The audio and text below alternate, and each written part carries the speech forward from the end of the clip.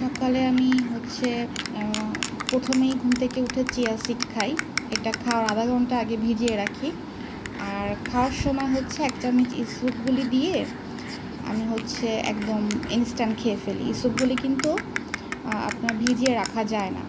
আর chia সিডের উপকারিতা সবাই জানেন, আমি এত বেশি পারদর্শী না এর ব্যাপারে বলতে, তবে আমি খাচ্ছি, উপকার পাচ্ছি। আমাকে ডক্টর সাজেস্ট করেছে চিয়া সিড খেতে আর কার্বোহাইড্রেট বাদ দিতে খাবার থেকে। তবে ওভাবে এখনও প্রপারলি কার্ব আমি বাদ দিচ্ছি না। কার্ব বাদ দিলে আমার একটু প্রবলেম দেখা দেয়।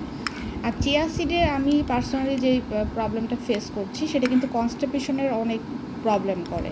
তো সেই ক্ষেত্রে ইসবগুলটা নেবেন চিয়া সিডের সঙ্গে। আর অবশ্যই প্রচুর পরিমাণে পানি। প্রচুর পরিমাণে পানি বলতে একজন মানুষের মিনিমাম 2 থেকে 3 লিটার বা 3.5 লিটার 4 লিটার পানি খাওয়া প্রয়োজন। তো সেটা খেতে পারলেই আর কি কনস্টিপেশনের প্রবলেমটা হয় না। তো ঠিক আছে, আমি এখন আমার ড্রিঙ্কসটা খেয়ে নিই, মর্নিং ড্রিঙ্কস।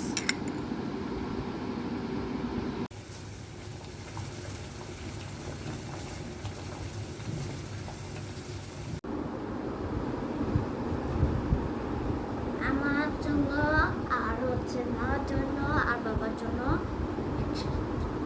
তো আমার ডিম রান্না করছে, আমি ডিম ইচ্ছা করতেছে ডিম খেতে।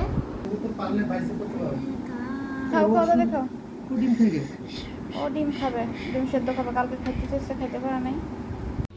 সকালে নাস্তা করার পরে দুপুরবেলা রান্নার জন্য একদম সব কিছু কেটে কুটে রেডি করেছি। আজকে বাইন মাছ দিয়ে আলু দিয়ে রান্না করব, আর মিষ্টি কুমড়া ভাজি করব চিংড়ি শুটকি দিয়ে।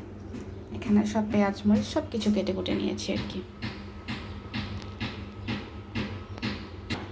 তো ঠিক আছে, চলেন রান্নার প্রসেসিংয়ে চলে যাই। তো প্রথমে আমি মিষ্টি কুমড়ো ভাজি করে নিব চিংড়ি শুটকি দিয়ে। দিয়ে দিলাম অল্প করে তেল।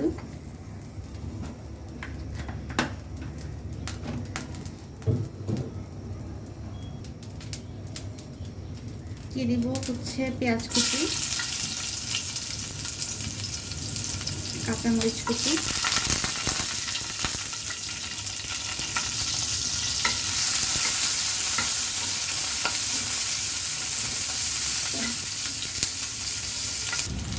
চিংড়ি শুটকিটা দিয়ে দিব। এরপরে দিয়ে দিব হলুদ,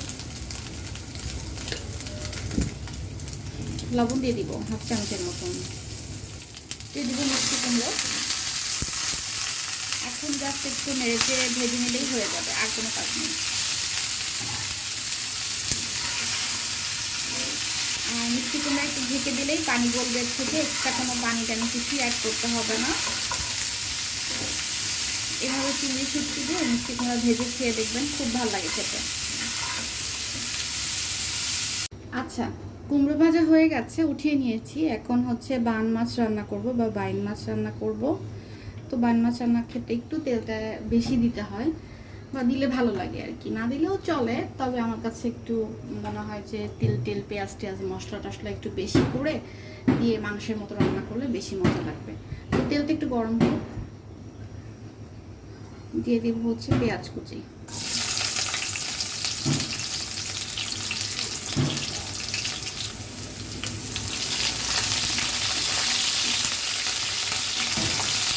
পেঁয়াজটা যখন ব্রাউনিশ করে ভাজা হয়ে যাবে, এখানে আমি আদা রসুন বাটা নিয়েছি 1 চামচ, লবণ নিয়েছি 1/2 চামচ, 1/2 চামচ একটু বেশি, হলুদ নিয়েছি 1 চামচের মতন, জিরা গুঁড়া নিয়েছি 1 চামচের মতন, ধনিয়া গুঁড়া নিয়েছি 1/2 চামচের মতন।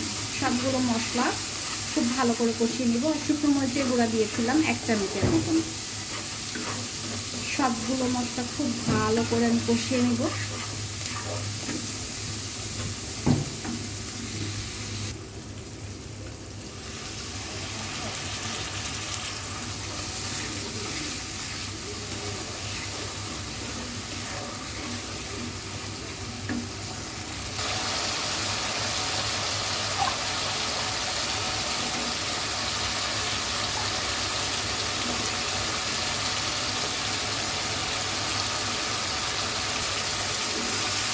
বান মাছে না ছোটো ছোটো করে আলু কেটে দিলে খেতে খুব মজা লাগে, মানে মাংসের মতো লাগে খেতে। তো ছোটো ছোটো আলু আমি কেটে নিয়েছি। প্রথমে হচ্ছে আলুগুলো কষিয়ে নেব, কারণ মাছ তো সিদ্ধ হইতে সময় লাগবে না। যেহেতু আলুটা সিদ্ধ হইতে সময় লাগবে, তাই জন্য আলুটা আগে হচ্ছে 50% সিদ্ধ করে নিব, তারপর মাছটা দেব।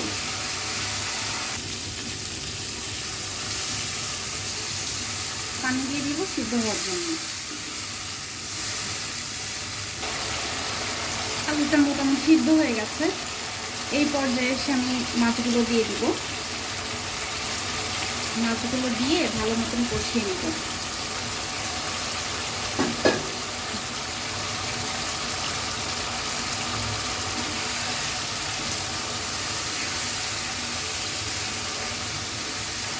আস্তে আস্তে জাল কমিয়ে একদম সুন্দর করে কষিয়ে নিলে মাংসের মতোই স্বাদ হবে।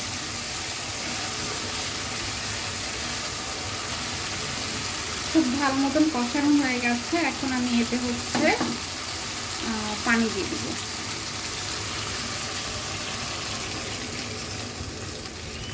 মাছ তারপর আলু সব যাতে পারফেক্টলি সিদ্ধ হয়ে যায়, সেই জন্য আমি একটু বেশি করেই পানি দিয়েছি। আর এই পানিটা টেনে আসলেই রান্নাটা হয়ে যাবে। আপনারা অবশ্যই বাড়িতে এভাবে রান্না করে খেয়ে দেখতে পারেন, খুবই মজা হয়।